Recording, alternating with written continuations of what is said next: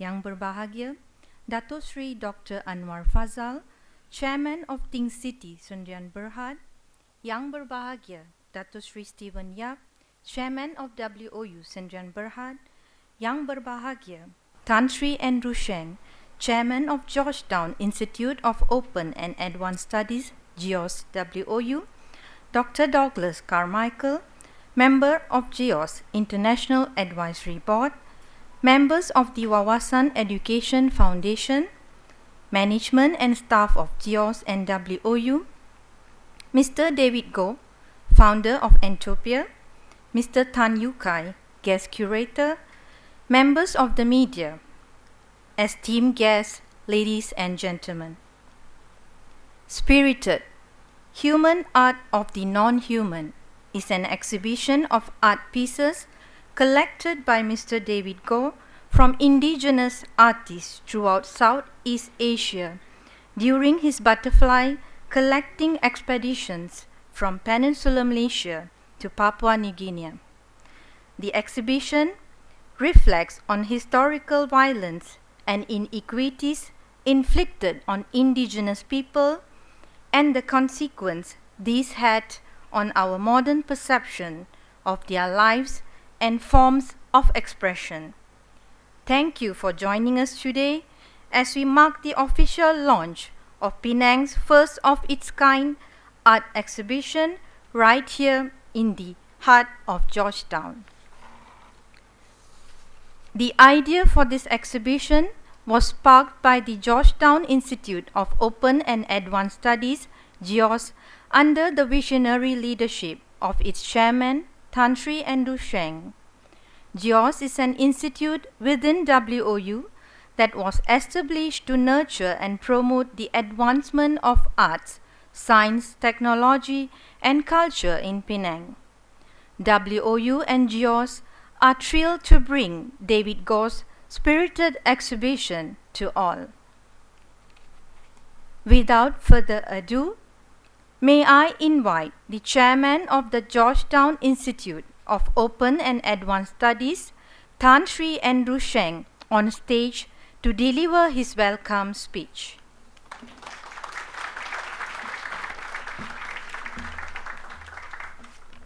Thank you very much, Shamila, for that introduction to everybody. Yang Berbahagia, Dr. Anwar Faisal, my good friend and a visionary leader of Penang in all its glory. Yang Berbahagia, Datuk Stephen Yap and his wonderful wife Irene. Today, and I think Mr. Lee Kai and many other great and good of Penang. I won't go into individual names, but I think the whole purpose today is a celebration. It is a celebration in preparation for Christmas and New Year, but it is a celebration of the glory of Penang as embodied in this terrific heritage house of homestead, home to the Yap family. And I think Tauke Yap Cho Yi would probably be very smiling looking down on us that we are bringing back, hopefully, the glory of Penang.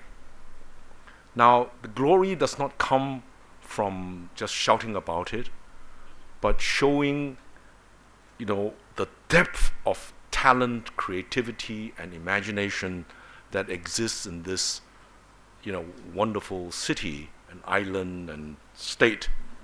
But I'm not from Penang. I just happen to be married to a Penangite.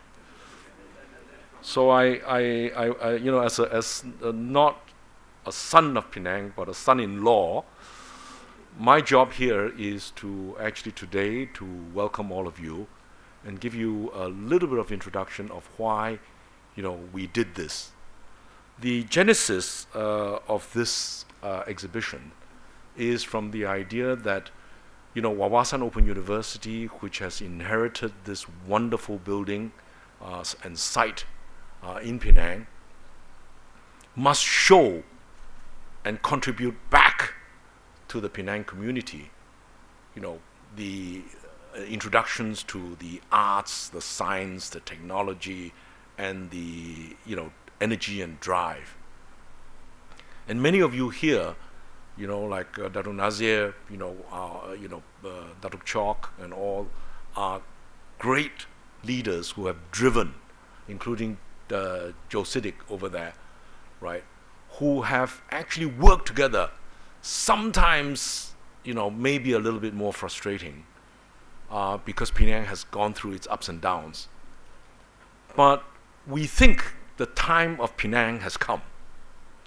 And I say this with all humility because, people tend to forget that Penang is the 6th largest semiconductor,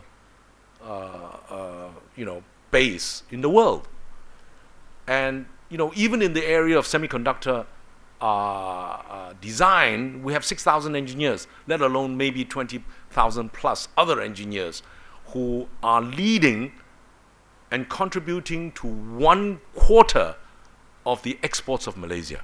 The people don't appreciate this, right? So, the engine of Penang, which used to be very, very, very, very, very important, had this down period when the surrounding states, had Aceh, like southern Thailand, like Burma, went down, and so the hinterland of Penang in the trade area, went down, and a lot of the energy, talent, and the funding drifted elsewhere. But how this exhibition came about was because the Georgetown Institute, and people say, well, why are you using Georgetown? Well, Penang is the original Georgetown, except that it's not one word, but it's 2 words, right? As Tan Sri Ko Chu Kun reminded me, there's Georgetown Institute and University in United States, right? And there's Georgetown in Guyana, but Penang was one of the original Georgetowns, named after, sorry to say, the mad King George, right? Under whose reign lost the United States. Okay, but anyway, so we, when we started, we were trying to figure out in Georgetown Institute what to do, and one of the areas we started was the Quay Jetty exhibition of photographs. As that was done, I just happened to be invited by Mr. David Goh to visit his terrific collection. Now, if you go somewhere, and I will not tell you exactly where, you will see a few warehouses which are not particularly, sort of outstanding in the sense that they're trying to attract attention. But in these warehouses, your jaw drops. And you suddenly realize there are people in Penang like Mr. David Goh who just loves collecting.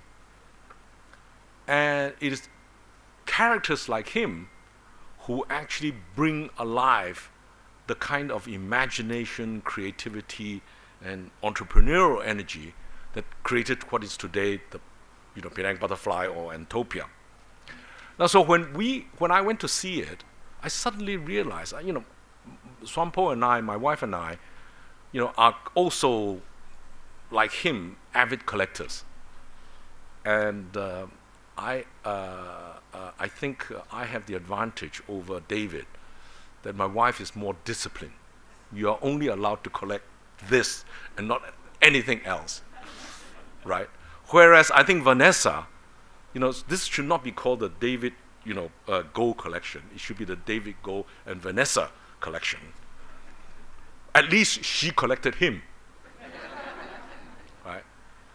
But amongst these fabulous warehouses of what I saw, literally my jaw dropped.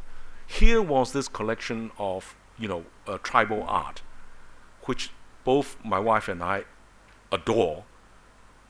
But we decided to collect tribal textiles, but not batik, but specifically ikat, which is very, how shall I say, original.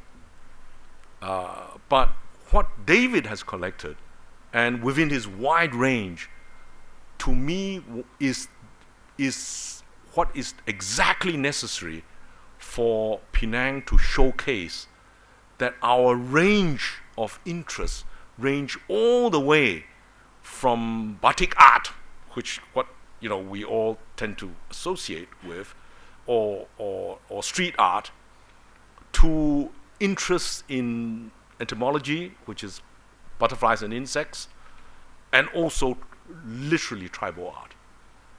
Now, when we visited, we were very lucky to be accompanied by a brilliant son of Penang, Mr. Tan Yu Kai, who is currently doing his PhD in the University of Michigan, not even in this area, by the way, if you talk to him. But he is again one of these young, talents of Penang who work for the Smithsonian Institute in the United States. And after I talked to him and David, Swampo and I decided that this is exactly what we should have.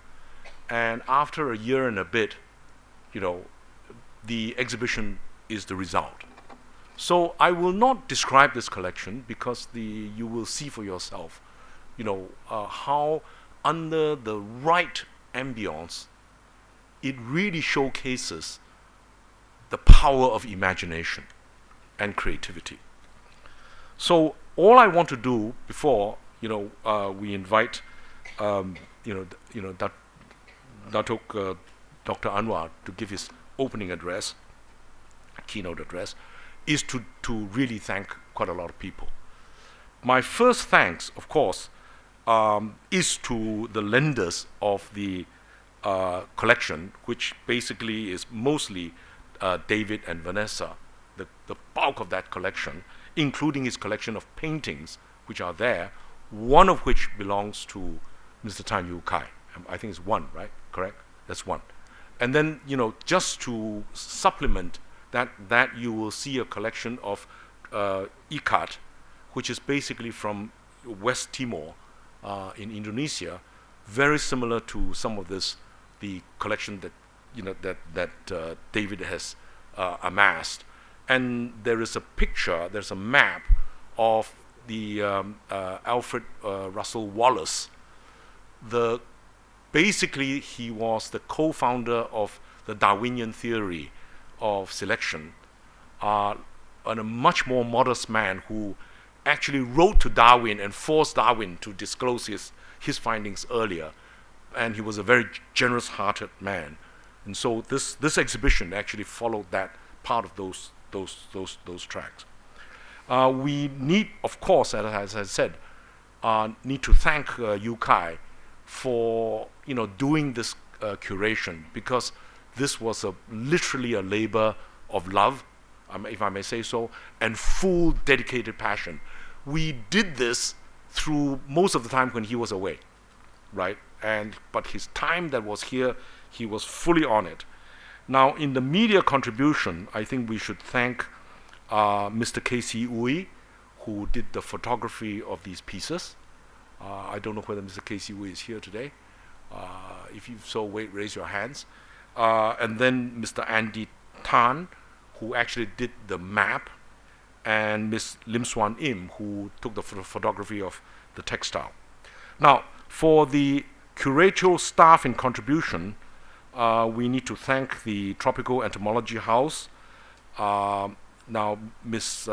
Eng San Chok, who runs the whole thing, make sure that this thing happened. Ms. Rosalind Chua, please stand up, Rosalind, who produced the catalog, together with Phoenix Press. Let me say that Ros, who runs Clarity Publishing and Phoenix Press, delivered the book on time, completely to specifications, which shows the Penang people can actually produce all these area. There's Miss Patsy Yap, Elizabeth Su from the GEOS, and Mr. Chua Chong Fu.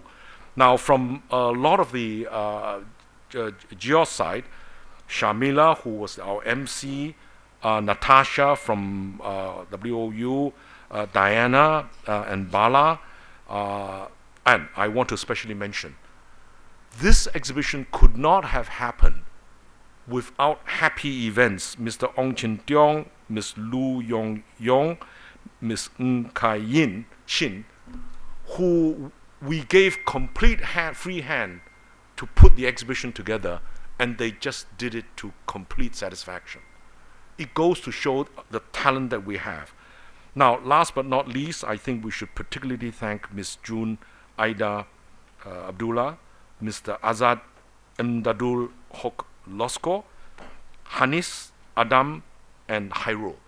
I think all of you really worked tirelessly, and we want to thank you for this. Special thanks and apologies from Tan Sri Ko Tzu Kun and Dr. Lily Chan, who unfortunately are overseas and cannot join us.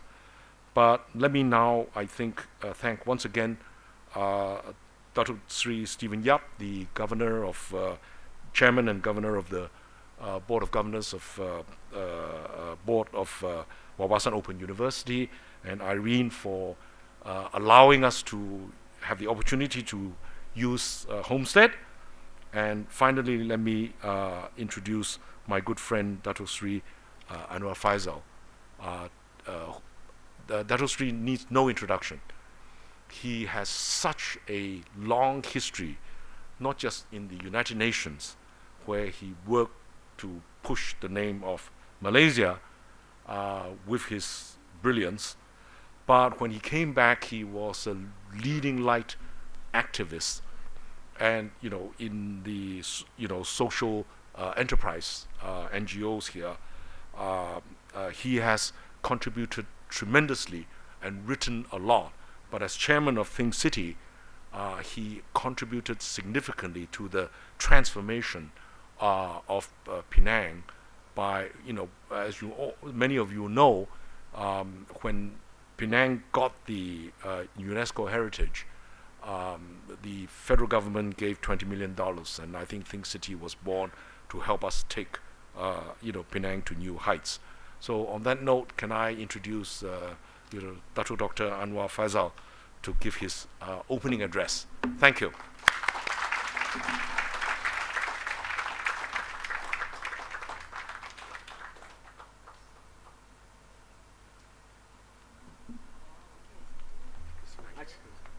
Nice to see you, Shamila.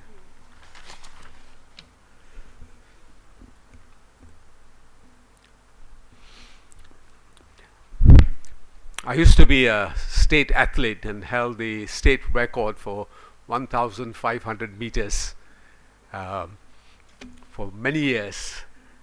Unfortunately, with age, when you're too active sometimes, things happen, and I had to have a knee replacement, and that's why I'm a little bit slower than usual in getting up and down the stairs. I want first of all to thank Andrew for all these very kind words. I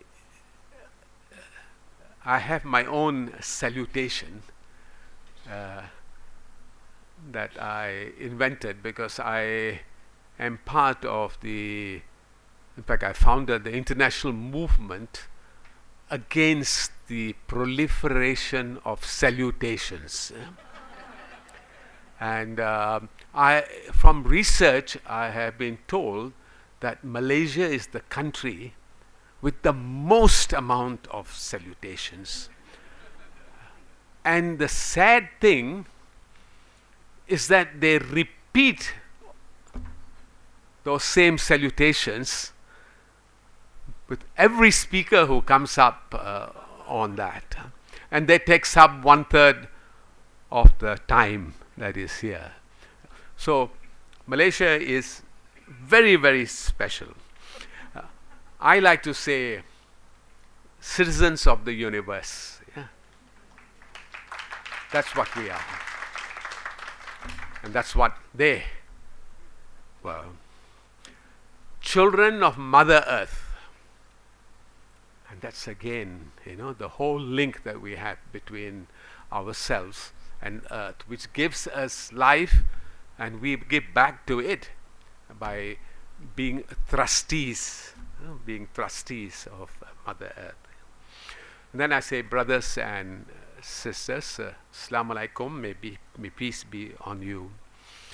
Penang is truly a very brilliant place. In fact, Isabella Bird, one of the greatest women travelers of the world, and she visited Penang, this is about 150 years ago, one of the greatest women travel writers. She said this was a brilliant place under a brilliant sky. Can you imagine global people describing Penang in that form? Prior to her, one of the governors of Penang, Leith, after whom Leith Street is made, when he arrived here, he said, I have never seen in all my travels around the world a place with more creeds, more cultures, more colors. I mean, he saw in here, you can see every diversity that you can think about. And I think it is this stream of Penang's creativity that we have seen a stream of wonderful things that are happening in Penang. It has always been cosmopolitan, and we like to describe ourselves as that. We are part of the cosmos. We are one of those places which really can think big, like this place, I mean, we think of infinity. We have the beauty of listening to the conversation between the sea and the sand. In this place, to have a place like that, we can go up to the mountains, up to the hills, and see spectacular 360 views of all over in the place. I mean, that is the kind of like upliftment. You kind of what I have called, and there's a full speech that I have made called the spirit of Penang. That we have that powerful creativity, and that we have this amazing ability to move forward in new kinds of ways. We have never stopped. Andrew reminded us about our special place in the world in terms of the microchips. I used to describe Penang for many years as the fish and chips capital of the world. And of course, Englishmen will say, my God, what do you mean you're the fish? I mean, that's something that's invented in England. The fish was to represent something that very few people know, that here in Penang, we have the World Fish Center of the United Nations. That we are the headquarters of all the work that is being done with regard to fish. And hardly anybody has gone there. We had the first aquarium, actually, in Malaya, in the place.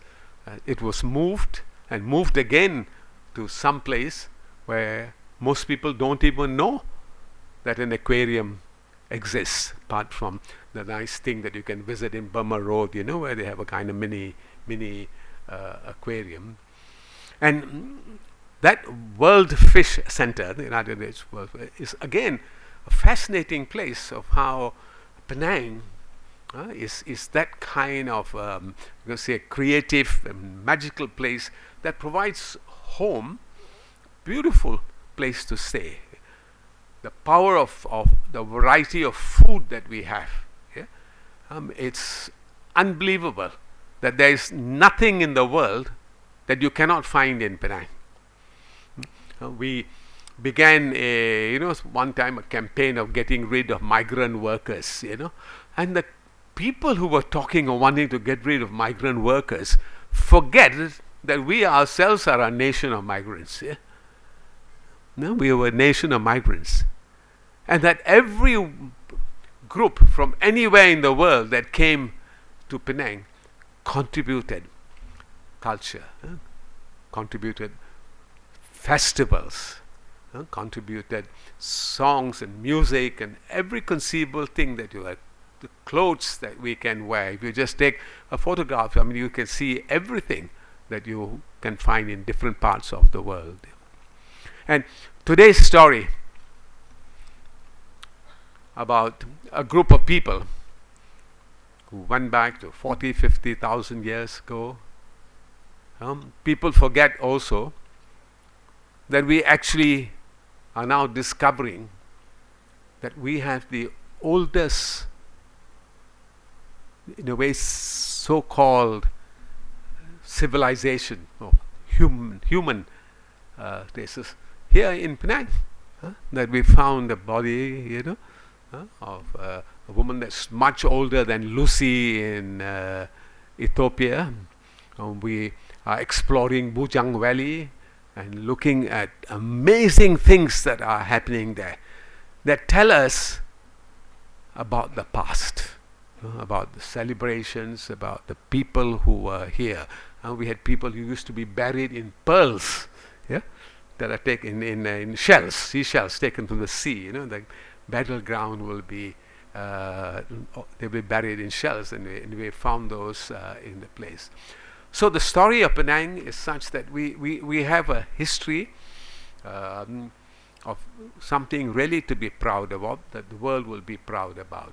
And that's why for us it's such a great breakthrough that an institution like Babasan Open University and our Georgetown Institute has brought something that someone once described: creative leadership, public intellectualism, and the arts into higher education in the world. Because these things were very often regarded as something, for entertainment, but here we are seeing these things becoming part of public intellectualism, becoming part of really creative arts of the future. This creative leadership is again a new breakthrough, and because Penang has this great legendary history, we must celebrate all the great wonders of the world, and we can here in Penang.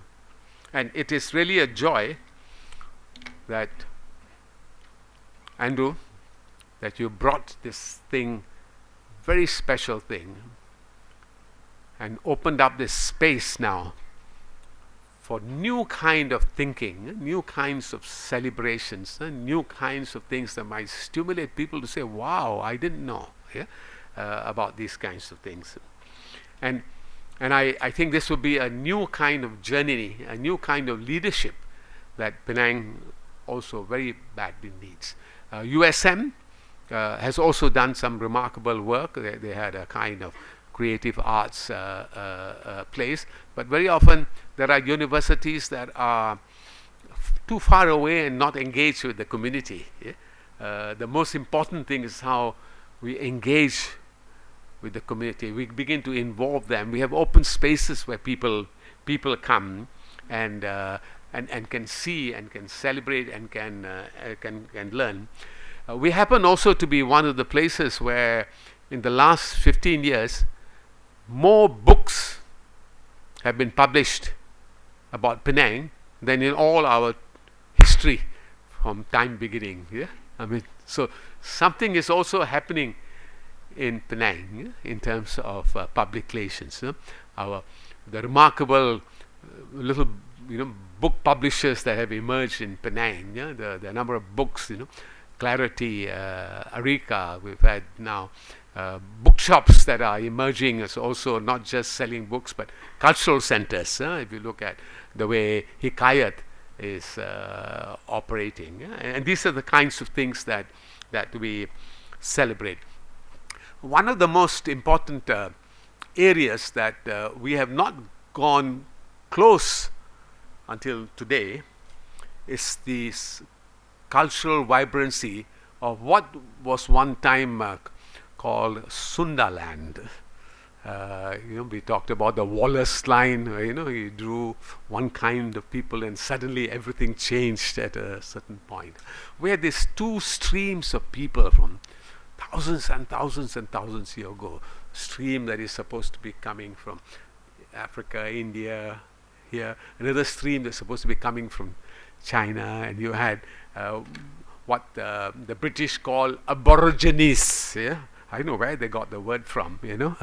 They describe them as origines, aborigines, and you get that particular description also in many other countries. As if like they came from another planet, and they amazingly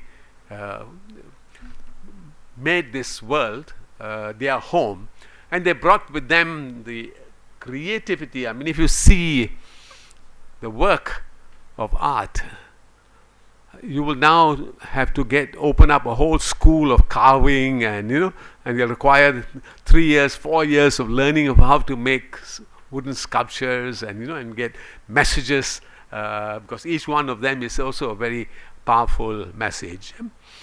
You note also that they are beautiful designs, but it's also a little sexist, they don't seem to be able to get women, into interesting statues. Maybe from your creation, you may find, David, one day some ladies who are there at the moment, because we are all moving towards equality, gender equality and so on. But it reflects to you about the time of the power of the males that were always dominating in there. So images are always that of male. And some of the kinds of designs that you see, like the center one, you see it also in India, Bangladesh, the kind of tribal creations, because there too you have thousands of years. So we have this amazing coming to the stream here, and it's for us very fortunate that among the people who think about Penang intensively was David. And David and I go back to from the day his butterfly farm was started, because it disrupted my life and that of the children, because we used to go to the stream that is just behind his place. And that area where he is now used to be where we were able to park the car and then walk to the stream and enjoy the beauty of swimming in fresh water. And suddenly when his place opened and became so popular, we could never find a place to park our car and go back to the stream. And but then I had to go and visit him, and visit his place. And it was such a joy to see, my God, we're talking about 1,000, 2,000 different kinds of species of butterflies. We never even thought there was such diversity. And they were, to me, if we wanted something to represent Penang, nothing like a butterfly.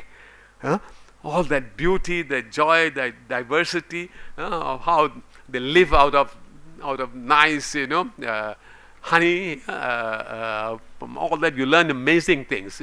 And I became fascinated in this because I had a small guilt about butterflies.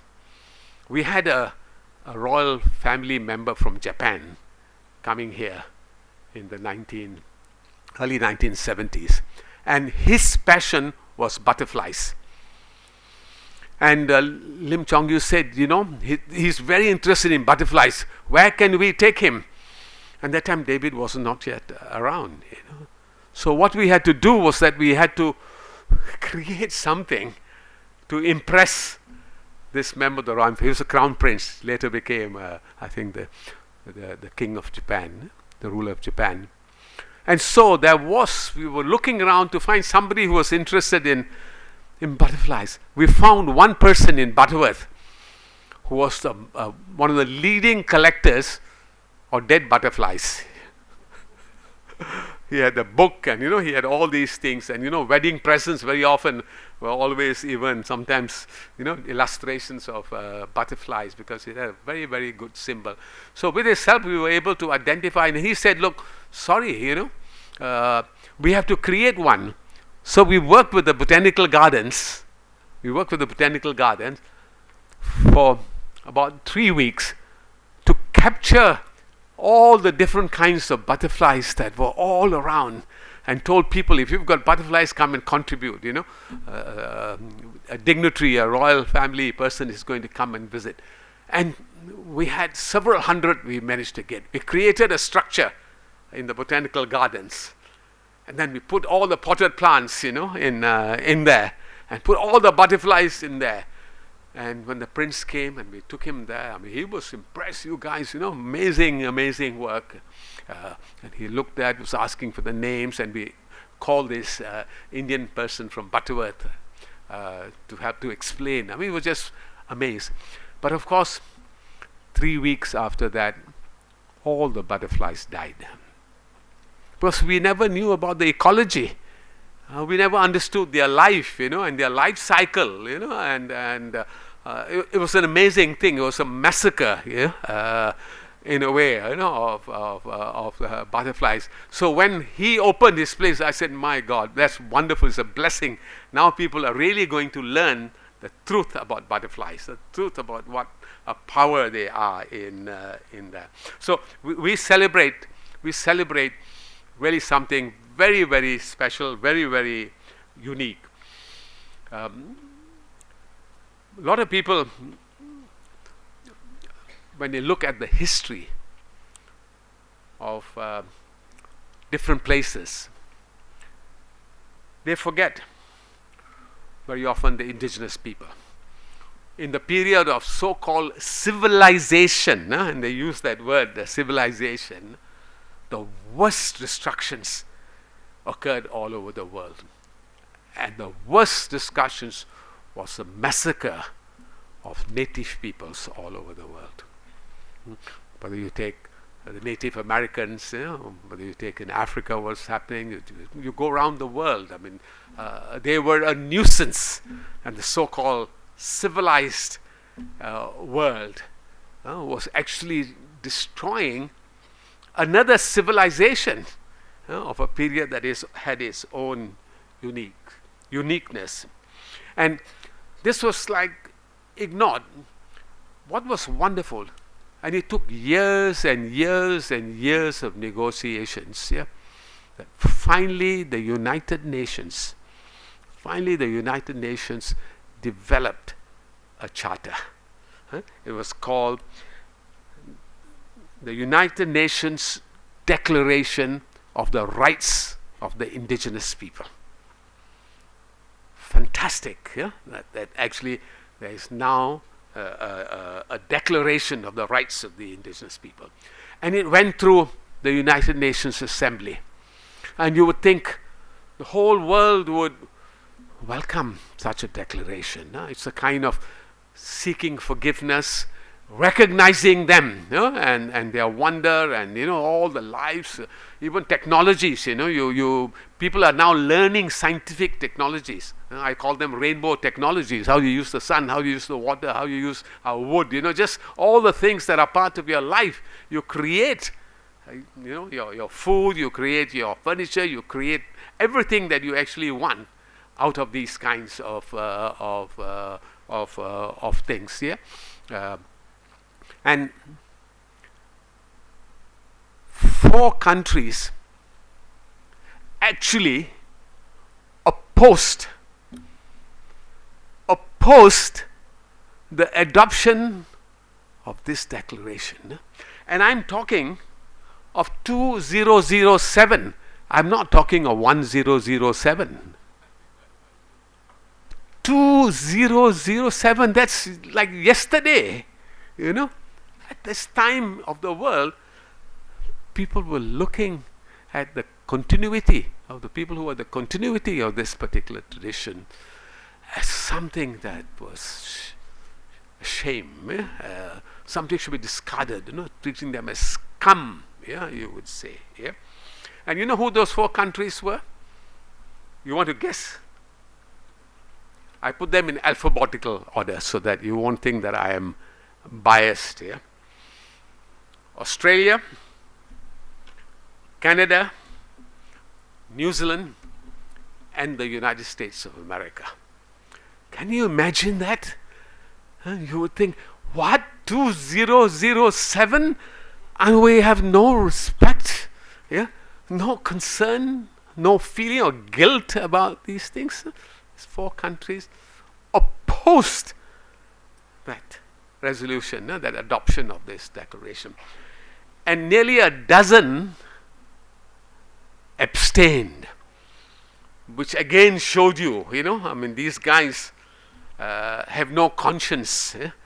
At least those guys, 4 countries admitted, they don't care about these people. These other 12, also major countries of the world, abstained. And it is a story that shows you how important it is for us to see these kinds of things, because with each one of them, then you remember the amazing struggle that we've actually had in there. So you have made, through this exhibition, Penang making another big breakthrough about celebrating diversity, celebrating what I always call the past, the present, and the future as a stream of stories, as a stream of continuity that remind us, about our own humanity in the place. You're also in this way awakening Penang, also to look even before, so-called when we were founded. They always say by Francis Light. I mean, Penang was always there. I think we found him, building things like a fort and so on in this place. But to remember the legacy of Sundaland, the legacy of the different people, and what they actually gave us. And I hope it will lead to an awakening. I think Andrew Sheng and his wonderful center,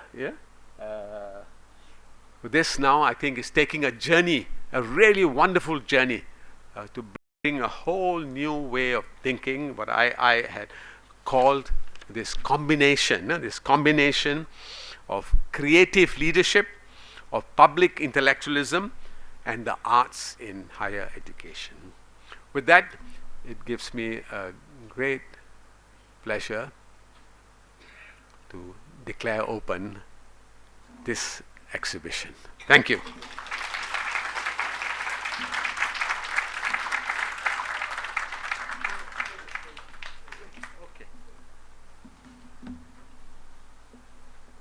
Thank you, Tan Sri, Andrew Sheng, and Dr. Anwar.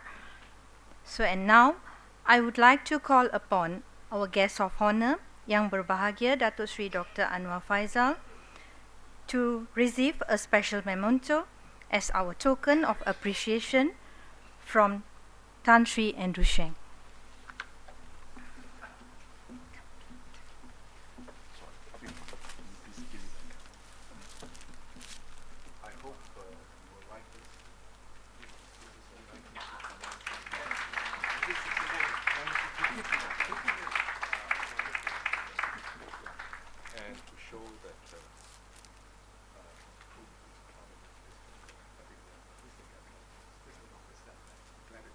Next time, please bring a rubber band along. Thank you.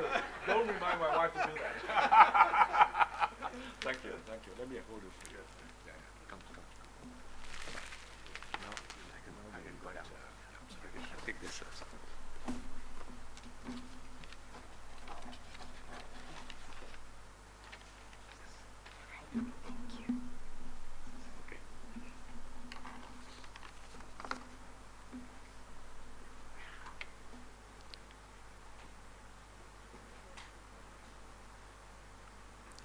Thank you, Tan Sri Andrew Sheng and Datuk Sri Anwar.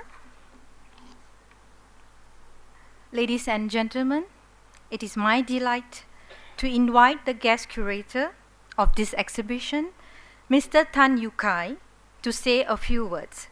Mr. Tan has also prepared a presentation to share with us today. Let's welcome him.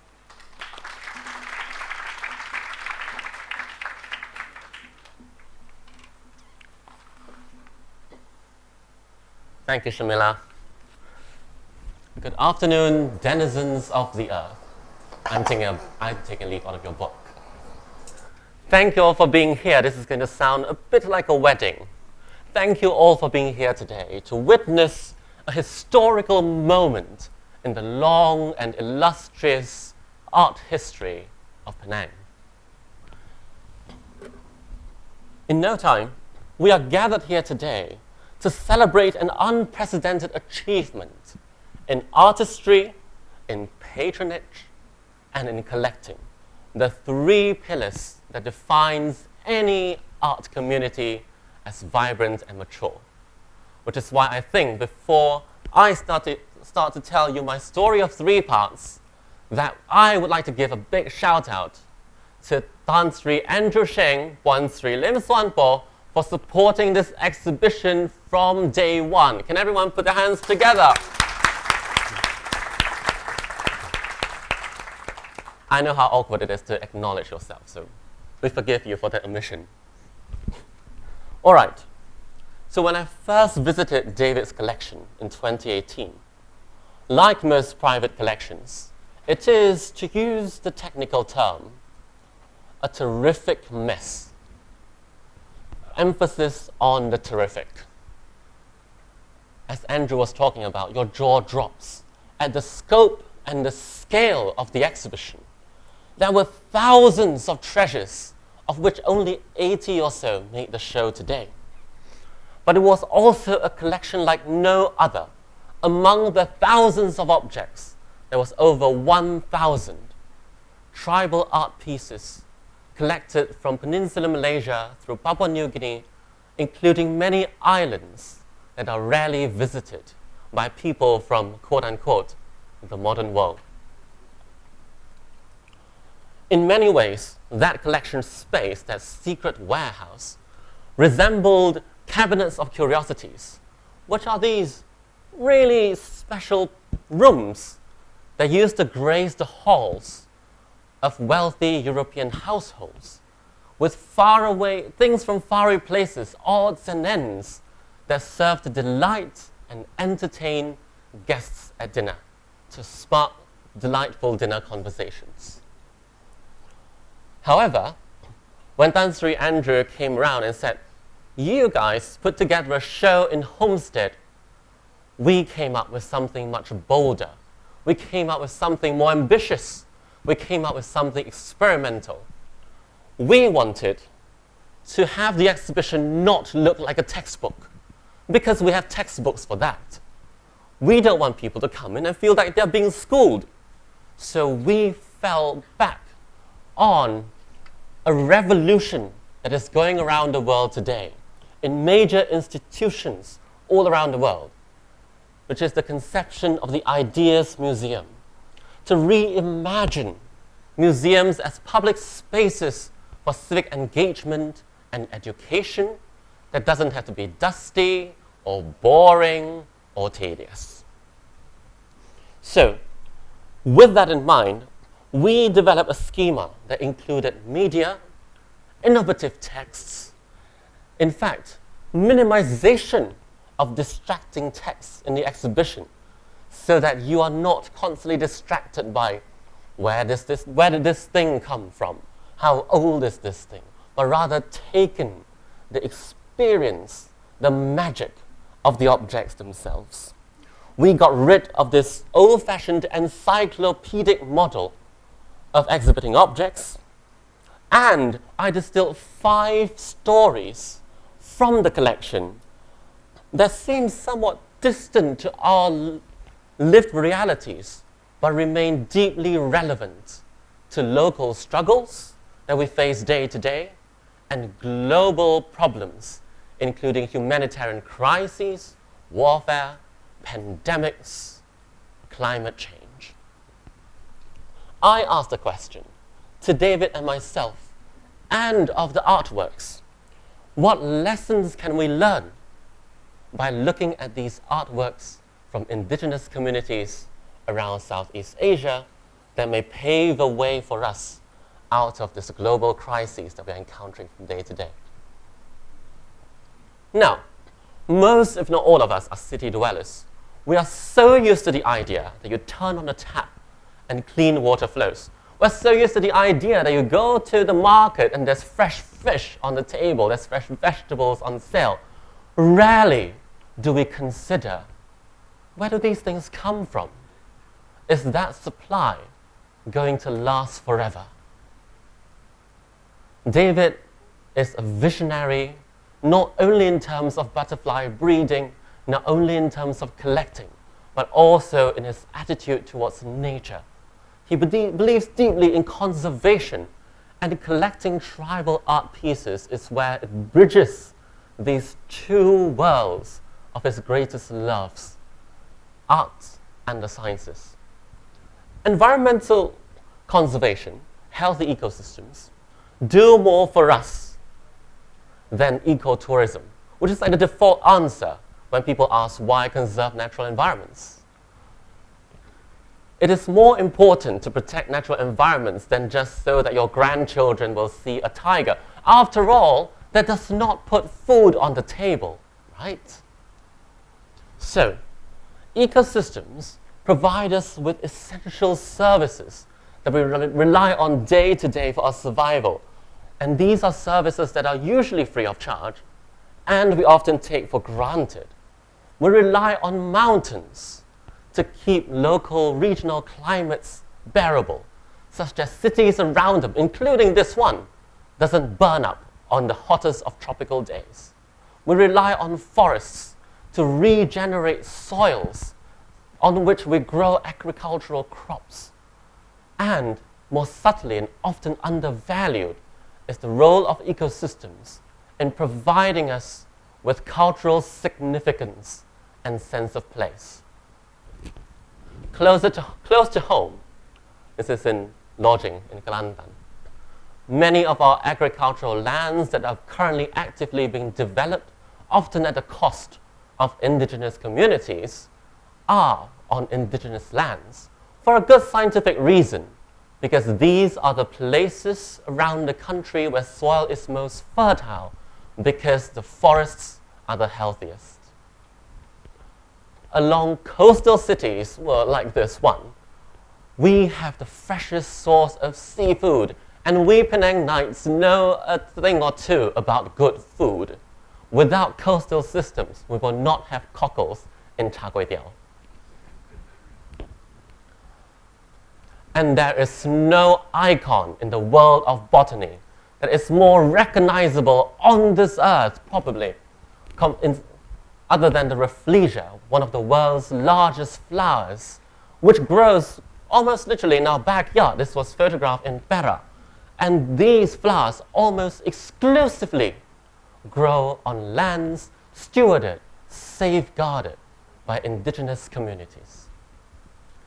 So, that is my little spiel on indigenous communities being important components of this entire global chain of societies working.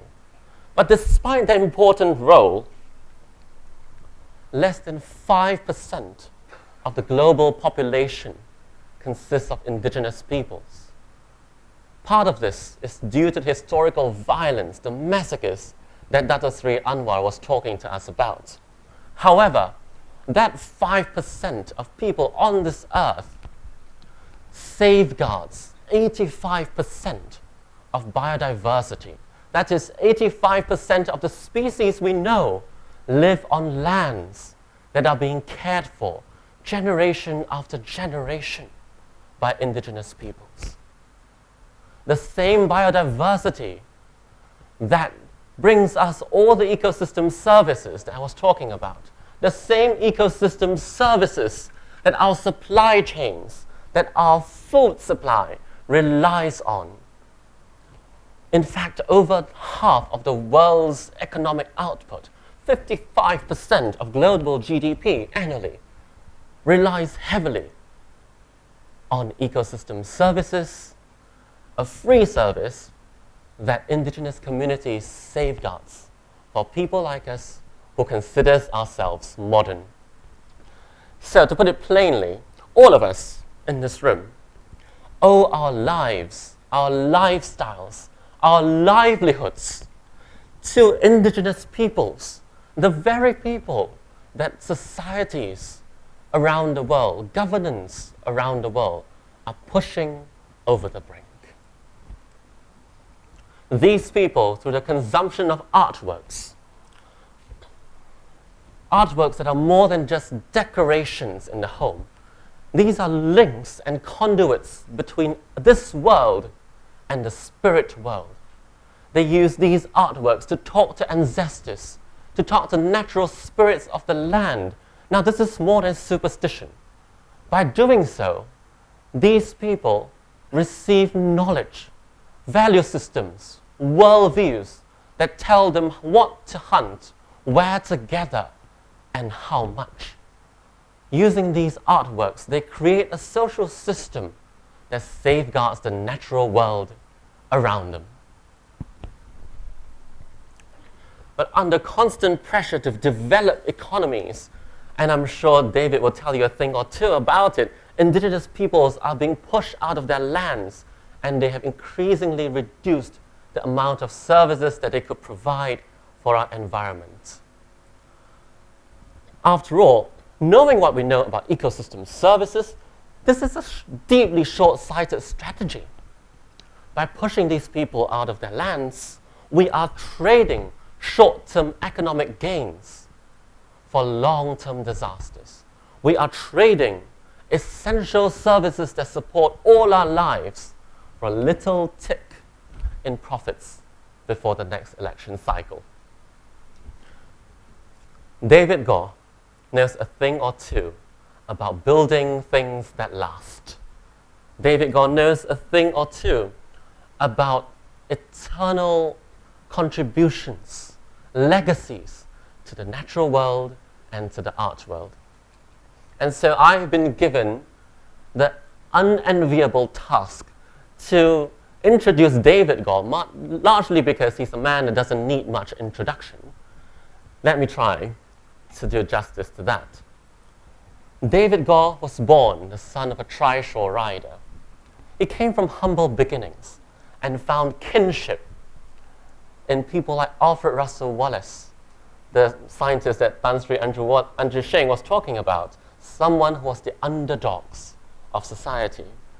Starting out as a school teacher, he built the world's first walk-in butterfly garden, Penang Butterfly Farm, now known as Antopia, and until now remains one of the world's largest butterfly gardens in the tropics. His pioneering work has won him a string of accolades and international colleagueship, such as several species of newly discovered animals were bears his namesake, David Gohi. That is the true mark of a real scientist. He has led a life of unrivaled excitement, hosting international leaders at his institutions, traveling to dreamlike places, collecting objects that represent the best of humanity, and consuming gourmet food in the comfort of his own home, prepared by his wife and himself. So please join me in welcoming the legend himself, the maker of magic, the butterfly king, the Penangite extraordinaire, Mr. David Gore.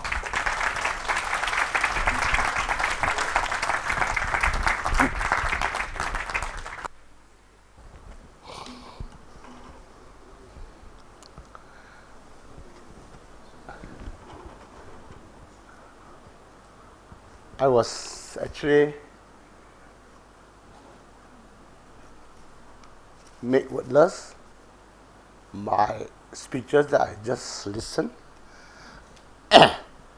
And before in fact, I have a long list here to supposed to address to all those signatories that I have just come to know them better.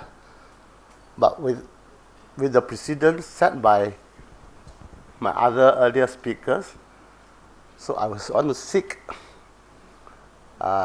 forgiveness from those that I have yet to address. So I will follow them and say, citizens of the earth, yeah, welcome to join us today for the celebration done here on behalf of my collection.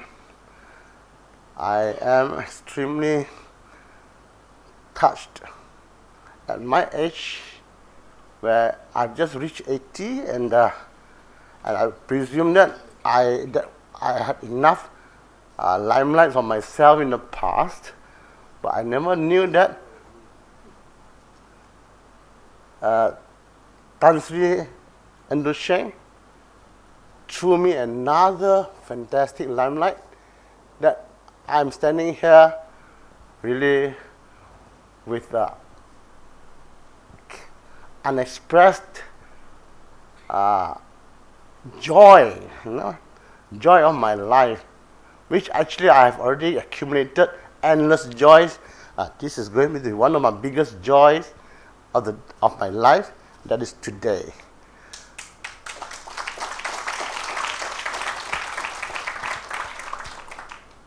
Yeah, to cut it short, because I think we have been very much fascinated by all the good speeches earlier, more so by our young Bahagia, Dato Anwar Jamal, who is my very, very old friend, and he has actually now added the more important part of the message that you want to pass forward to the public, other than looking at my pieces of collection. What he described and what he talked about the environment, the humanity, that is far more effective than just looking at my collection. He has done a much better job than what we all put together for the show today. Shall we give a big hand?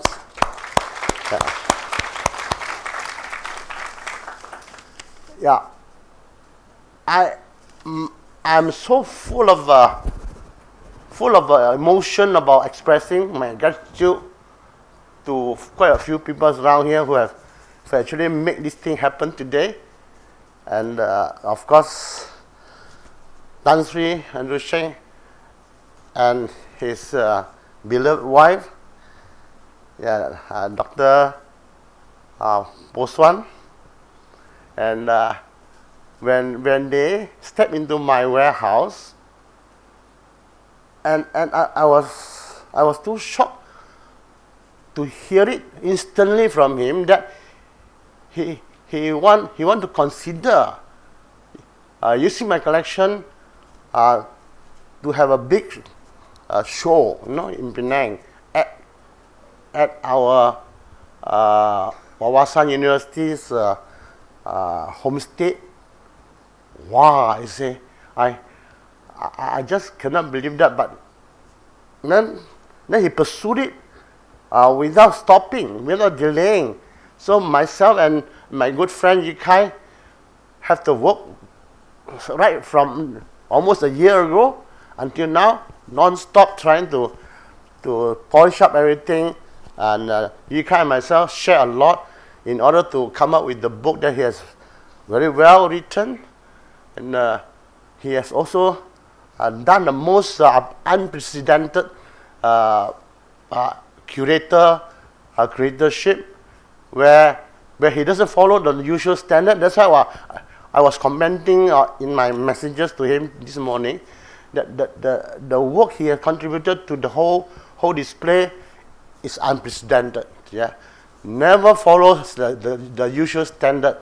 He used his own way to create a modern way of presenting a collection in a museum. So I must again give him another big clap for being present. Yeah.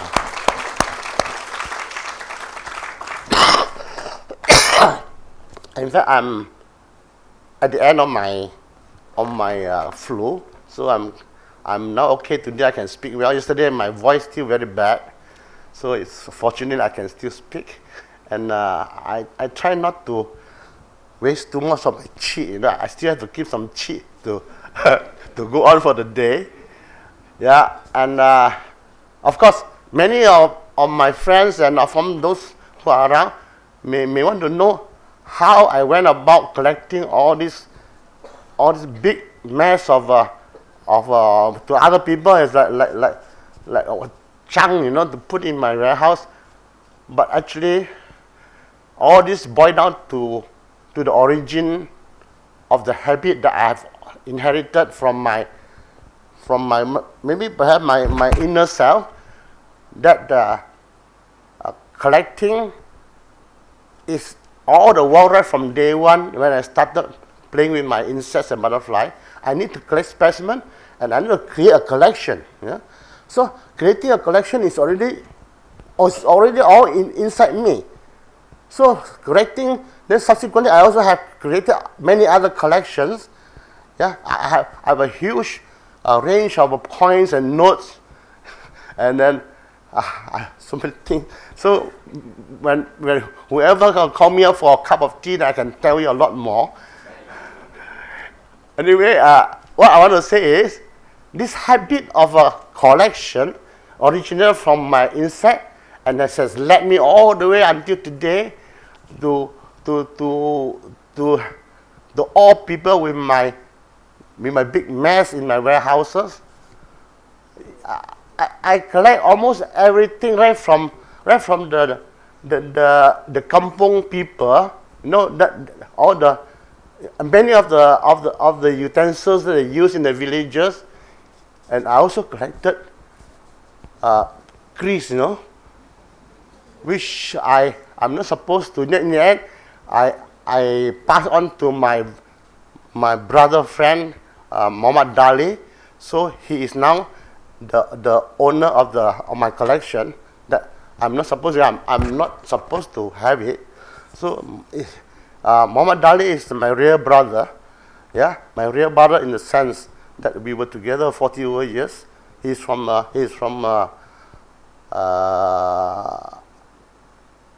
Relau in Sungai Duri. Yeah. So and also some other Islamic things that I all put into his possession. That but unfortunately only recently he has passed away. So the son took over, and then the son said, "His uncle, you continue to use this collection for whatever exhibition you want." So I'm behind as still the owner of all the collection there. So yet you see the Greece collection I have collected, and also some of the other Islamic stuff here. Yeah? So it's now all in the hands of Muhammad Faris. Yeah, he's the elder son of Muhammad Dali. So anyway, of course you all want to know how I go about collecting, how I about shipping them back all the way. My journey started from inside of the Malay archipelago. So that is where I started also collecting all the other things that I saw along the way. So of course that it brought me up to also the Annan Peninsula, where you have the Burma, where you have the Cambodia and Thailand, all this. So these were two main regions during my early days of collecting. Subsequently, when China opened, then I went to China to continue. That's why now I have amassed a range of a collection of ranging from all over, yeah, including the ancient Chinese stuff also. But anyway, I have branched off too much out of this tribal art thing. Just to let you know, my passion in collecting never get diluted until today.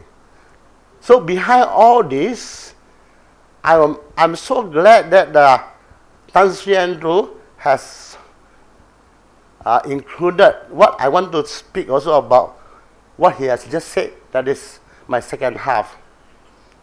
My second half. That's Vanessa, my dear wife. And I always declare to whoever interview me, I say, what I have achieved today, 2/3 of the credit all belongs to my wife. Thank you. Yeah, and He supported me all the way, right from day one until today. When my children in US want to complete their architecture, their master degree, well, I was short of cash, but my money all spent on collecting.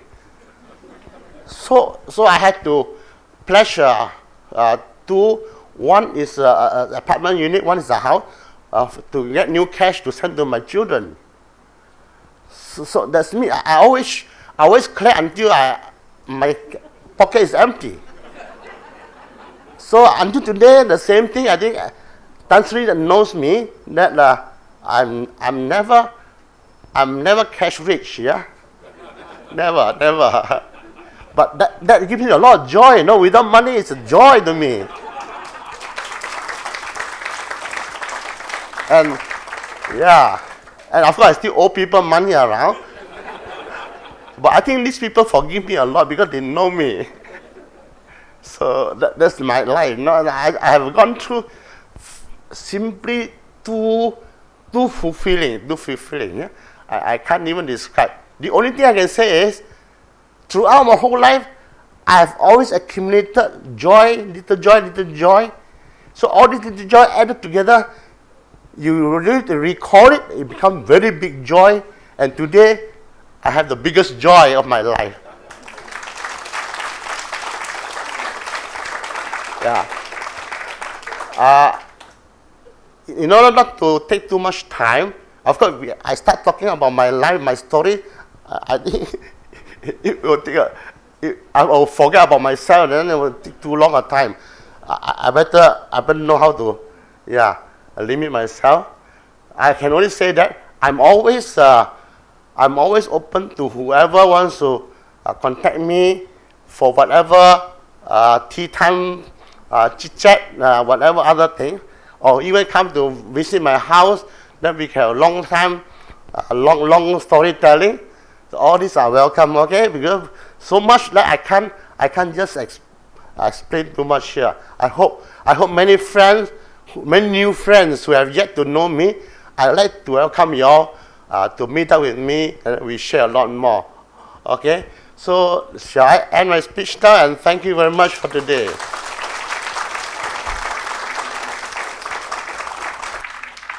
Now I would like to call upon Tan Sri Andrew Sheng and Dato Sri Anwar Fazal to present the souvenir publication to two esteemed individuals without whom this exhibition would not be a reality.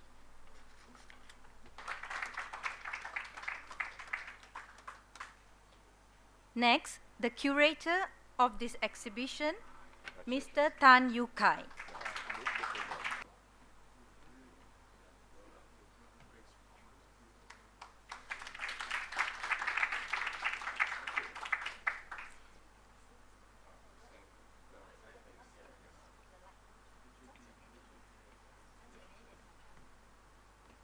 Once again, let's give a big round of applause to these gentlemen for their significant roles in presenting this rare exhibition to the public. We will now take a group photo.